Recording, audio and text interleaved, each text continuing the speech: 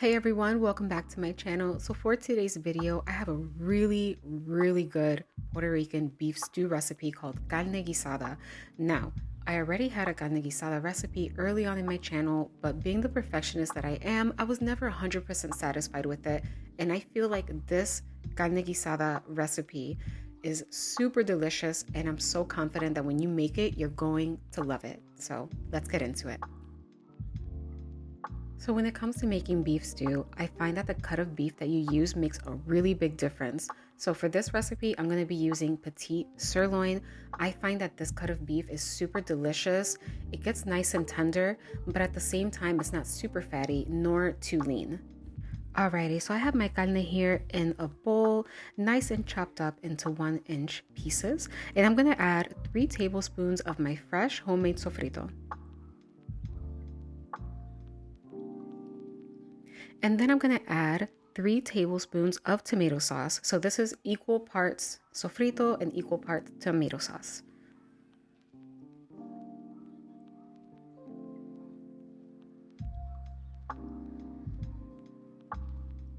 And then I'm going to add a little bit of ground black pepper. I'm just adding this to taste. I'd say it's about 1/4 teaspoon.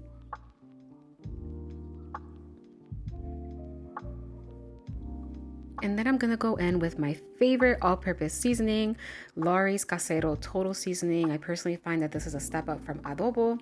I found this at Walmart, so if you find this, get it. It is really good. I'm just gonna add a little bit of this, maybe like 1/2 teaspoon or so. I don't wanna add too much because I'm already gonna add ingredients in my carne guisada that has salt, and I don't want a salt bomb in my carne guisada. That's gross. All right, now I'm gonna add the juice of 1/2 of a lime. This lime is very juicy. If you find that yours isn't too juicy, then just add an entire, the juice of 1 whole lime.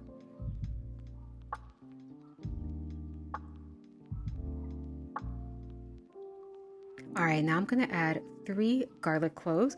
Now you can smash these and chop them up or smash them up in a bouillon, or you can be fancy like me and use this garlic press. Look how cool is this? So my mom got this for me.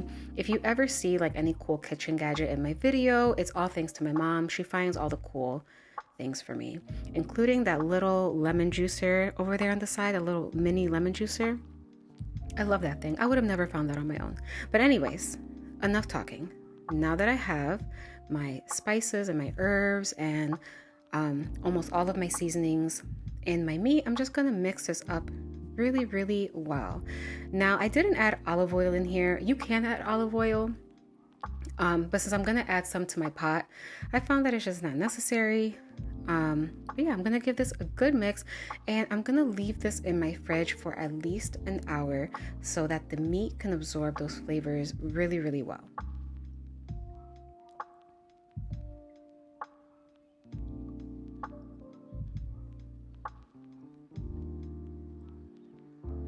All right, now this step is completely optional, but if you have like a pepper, any color pepper, any kind of pepper that you find that is going, you know, close to going bad in your fridge, just chop it up and throw it in there so it doesn't go to waste. Alrighty, so I have here a 10-inch deep pan, and it is set over medium-high heat. I have an electric stove, so for me, that is the number 6. So I'm gonna drizzle it generously with some extra virgin olive oil. That's about 2 tablespoons.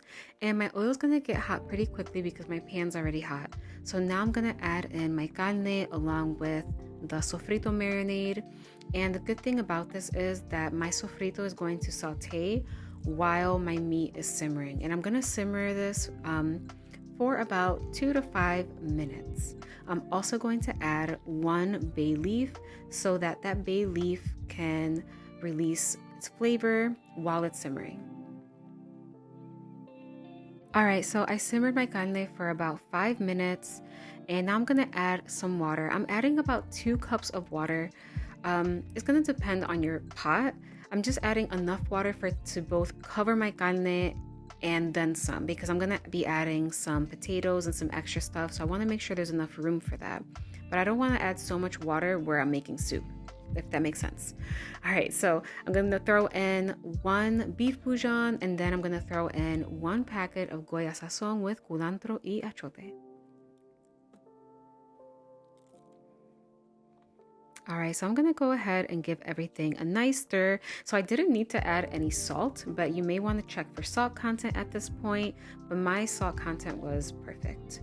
So I'm just going to put the lid over my pot and I'm going to bring it over a simmer over medium-high heat.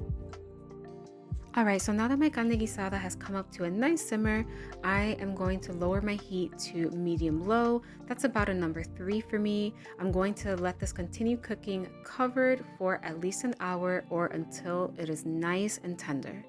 All right, so it has been exactly an hour and my carne is already nice and tender. If yours is still a little tough or it's not as tender as you want it, just let it keep cooking.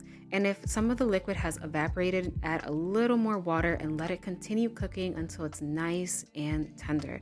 So here I'm gonna add about 2 small yellow potatoes. I like my yellow potatoes and my red potatoes with the skin on, and it's just easier for me because I hate peeling potatoes. But yeah, so I'm going to add that in and along with a couple of baby carrots. All right, and as you can see, there's enough liquid to cover everything, but it's not soupy, but at the same time, it's not like super dried out. It's a good in between. So I'm gonna let this cook for an additional half an hour. It has been exactly half an hour and my potatoes, my carrots, along with my carne are all nice and tender, and the starch from the potato has thickened up the broth really nicely. And that is all for today's video on this bomb Puerto Rican carne guisada recipe. And as always, I will have all of the ingredients listed in the description box below. So if you haven't already, please subscribe to my channel. Do not forget to give this video a thumbs up and to hit that notification bell because a new video will be out every week. Until next time.